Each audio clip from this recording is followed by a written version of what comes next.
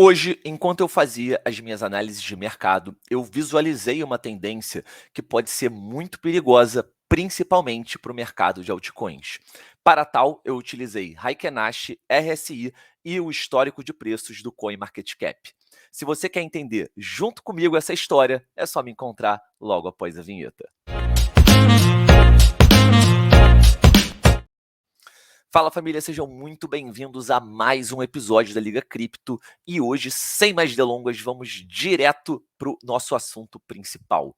Então, eu estou aqui no gráfico da SP500, não para comentar propriamente aqui do gráfico da SP500, mas sim para falar do momento macro. Então, a gente teve lá no dia 19 no dia 14, o discurso do Jerome Powell, que o mercado esperava uma coisa, mas acabou sendo precificado, né, absorvendo de uma maneira completamente diferente. E a gente iniciou novamente ali uma tendência de curto prazo mais bearish, tá? E que, na minha opinião, se encaminha aqui para o toque na média móvel de 200, para a gente visualizar se a gente vai ter ou não suporte.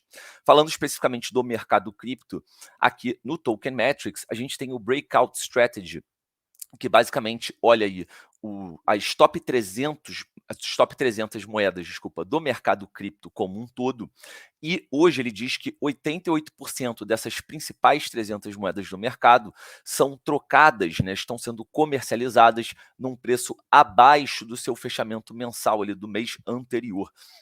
Então, ainda assim, é um momento de muita cautela. A gente tem aqui também o Bull and Bear retratando 10%, né, ou seja, muita fraqueza no mercado, um mercado extremamente bearish, e é assim que a gente inicia aqui a nossa pesquisa, o nosso estudo.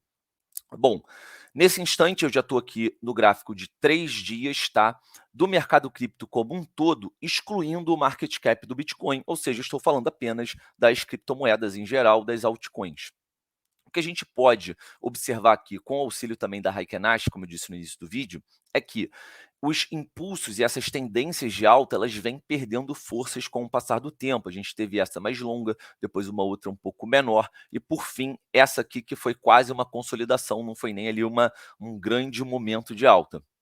Então, nesse instante, a gente está aqui por volta de 446 bilhões de dólares e a gente ainda tem contra a gente, nesse momento tão delicado, o discurso macro bearish, que eu tinha comentado, e a gente também teve recentemente um descolamento dos mercados tradicionais lá por conta da FTX, lá perto do dia 7, 9 de janeiro, em que o mundo estava ali achando que a gente podia entrar num alívio de final de ano, falando ali mais especificamente dos mercados de renda variável. E com isso, né, como a gente teve ali o colapso da FTX, que era um problema intrínseco do mercado cripto, a gente viu as ações valorizarem e o Bitcoin e o Ethereum corrigirem fortemente. Só que isso, na minha opinião, e a gente tem números para provar isso, não afetou o mercado de altcoins como um todo, ou seja, teve muito projeto pampando ainda nesse momento delicado do mercado. Para fechar, a gente ainda teve recentemente aqui no gráfico de 3 dias, mais uma vez, uma rejeição dessa linha amarela, que é a média móvel aqui do RSI, indicando, mais uma vez com o auxílio do Heiken-Ash, uma continuidade de tendência de baixa agora para o final de dezembro, iniciozinho de janeiro. Quando a gente vai para o gráfico do Bitcoin, e por isso que eu digo que no início desse vídeo, que é uma preocupação muito maior com o mercado cripto em geral e não o mercado do Bitcoin, a gente pode ver que a gente ainda tem aqui, por exemplo, em relação ao RSI, a possibilidade do toque na linha amarela, nessa média móvel, para encontro de um suporte, ou seja, o RSI do Bitcoin não está abaixo dessa linha amarela, a gente ainda pode ter esse suporte. Outro ponto importante é que eu vejo muita confluência com esse período aqui que eu botei num boxezinho roxinho, né? Que a gente vê aqui que essa vela dos 3 dias aqui, né, do dia 7 de outubro, a gente tem um momento aqui de indefinição, porque no Heiken-Ash, na vela verde, né, o ideal é quando a gente esteja numa tendência de alta, corpos grandes ali de vela e sombras para cima, ela não deixa sombras para baixo. Então, quando a gente tem essa sombra para cima e para baixo e um corpo muito pequeno, está indicando ali uma possibilidade de reversão. A gente vem para uma vela vermelha e depois para uma outra vela verde. Então, isso aqui, na realidade, é um período de consolidação, que, por coincidência ou não, a gente também tem, ao longo desse período aqui de consolidação e indefinição, um toque do RSI do Bitcoin na linha amarela. Então, eu acho que a gente pode realizar, especificamente falando do Bitcoin, um movimento muito semelhante com esse aqui que a gente fez, ou seja, seria um período de consolidação. E mais uma confluência seria a possibilidade da gente ter, ao longo dessa consolidação, o respeito a essa média legacy, que é essa linha de tendência, desculpa, legacy, que a gente vem encontrando suporte desde períodos lá de 2017, e eu já mostrei aqui no canal. Então, além disso, né, um alento para o mercado do Bitcoin e, de certa forma, do Ethereum, que não está tão forte quanto o Bitcoin, mas também está forte em comparação ao restante do mercado, a gente viu ao longo dessa semana passada o dinheiro, né, o capital saindo do mercado ao longo da semana até essa segunda-feira. E ele diz aqui, de alguma forma, o Bitcoin e o Ethereum conseguiram se manter bem, tá? Mas as altcoins em geral sofreram ali um duro golpe.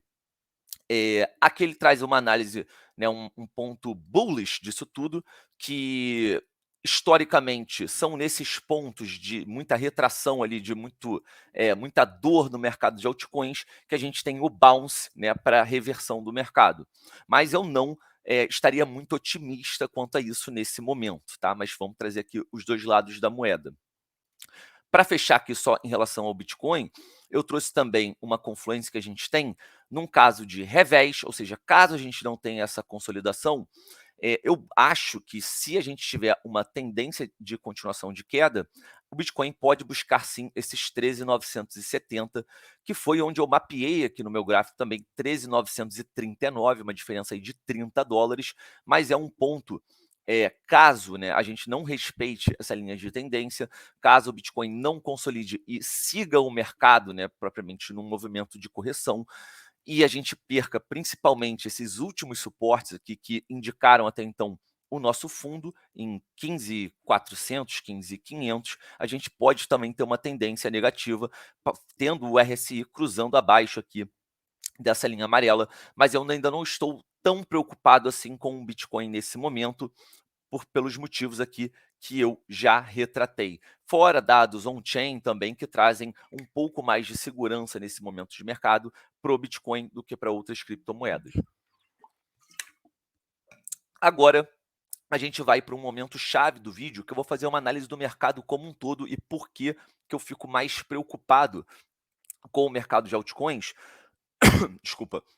Não só por conta, né, já dessa rejeição do RSI, todos esses motivos que eu botei aqui, mas a gente analisando o mercado como um todo.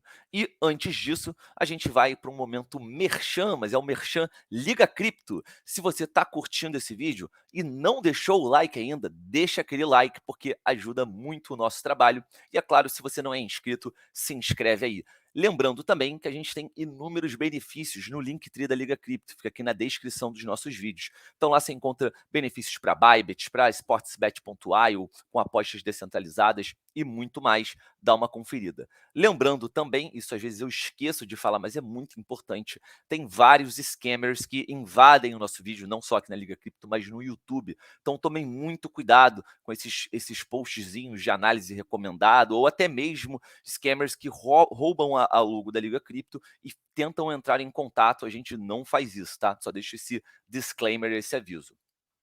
Voltando então para a análise de mercado como um todo, quando a gente olha aqui o mercado cripto e faz uma projeção, eu disse aqui um cenário teste, então esse cenário teste ele engloba ali uma possibilidade do Bitcoin, né, consolidar, fazer uma lateralização aqui, e o mercado cripto excluindo ou seja, o mercado cripto como um todo, excluindo o market cap do Bitcoin, realizando essa tendência aqui de correção, perdendo algo em torno aí de 80 bilhões até o próximo nível de suporte, né, o que eu acredito ser o próximo nível de suporte. Então, voltando aqui para a nossa análise, eu estou no mercado cripto como um todo, agora incluindo o mercado do Bitcoin, mas a gente não está nesse cenário englobando uma desvalorização do mercado do Bitcoin. Então, a gente perde aqui 10% de mercado cripto como um todo, menos 82 bilhões, e vamos dizer que o Bitcoin lateraliza, ele não perde muito capital. E você pode entender até como uma espécie ali de caminho para uma formação de fundo, mesmo que você não acredite que o fundo já tenha passado. Historicamente, o Bitcoin ele tem uma dominância muito mais elevada, ele puxa o mercado para recuperação. Então, isso também tem um ponto aí interessante de coincidência ou não, tá? Mas vamos lá.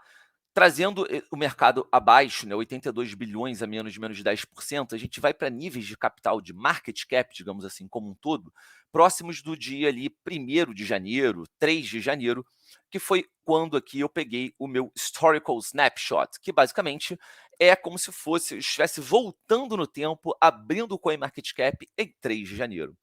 E quando a gente entra aqui, a gente pode ver coisas interessantes como o Bitcoin, ele estava na época em 32 mil dólares, com um mercado de 600 bi, tá?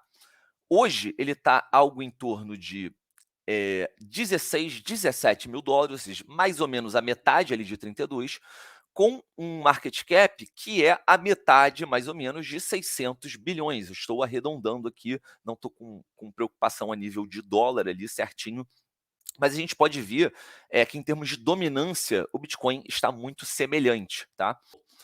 O Ethereum, a gente tem também essa semelhança, tá? A gente tem 975 dólares com um market cap menor, a gente teve ampliação no market cap a 1.200 dólares, só que aí o meu ponto de atenção, e eu vou fazer ressalvas, vai para outros projetos aqui em altcoins especificamente. Vamos falar aqui da Polkadot. A Polkadot, hoje, ela está a 4 dólares e 60 com 5 bi de market cap. Na época, ela tinha 9 bi de market cap e quase 10 dólares. Ou seja, a gente viu muito escoamento de capital de grandes projetos, projetos mais consolidados, projetos que são tidos aí, não sei se vocês colocariam a Polkadot como, mas como blue chips. Então, vamos trazer outro aqui, a Chainlink, hoje a 6 dólares com market cap de 3 bilhões. Quando a gente vai no Historical Snapshot, a gente vê um market cap de 5 bilhões, tá? Pouquinho acima, só que 13,65 dólares, ou seja, uma dominância muito maior da Chainlink naquela época. E, para mim, não sei se para vocês, a Chainlink é sim uma blue chip aí do mercado cripto. Para mim, pode ser sim uma boa aposta para o longo prazo, sem conselhos financeiros. Mas o que eu estou querendo mostrar aqui? A gente tem claramente um cenário em que o mercado de altcoins cresceu bastante. A gente tem, sei lá, não sei quantas mil moedas novas desde aquela época. E a gente vê hoje que projetos que são mais sólidos têm muito menos dinheiro investido dentro. Mais uma vez, não são todos. A gente tem, por exemplo, a Polygon Chain, desculpa, a Polygon Matic, né?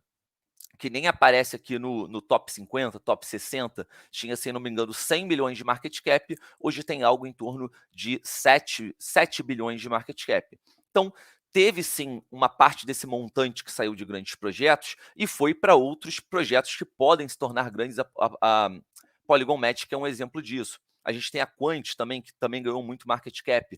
Mas, na minha opinião, a gente ainda tem muito dinheiro, tá, que saiu desses grandes projetos, não necessariamente foram para o market cap do Bitcoin e estão perdidos no universo de altcoins, e muitos projetos desses são scams. Então, isso me traz a tendência que, infelizmente, ainda tem dinheiro no mercado a ser perdido. O mercado ainda pode ser mais espremido para que a gente recupere posições mais sadias, digamos assim, de distribuição de capital dentro do mercado cripto. Então, essa é a minha opinião, fazendo esse apanhado geral aí de pensamentos. Se vocês curtiram o vídeo, mais uma vez, deixa o like, a gente agradece muito. E também, é claro, eu gostaria de saber a sua opinião sobre isso.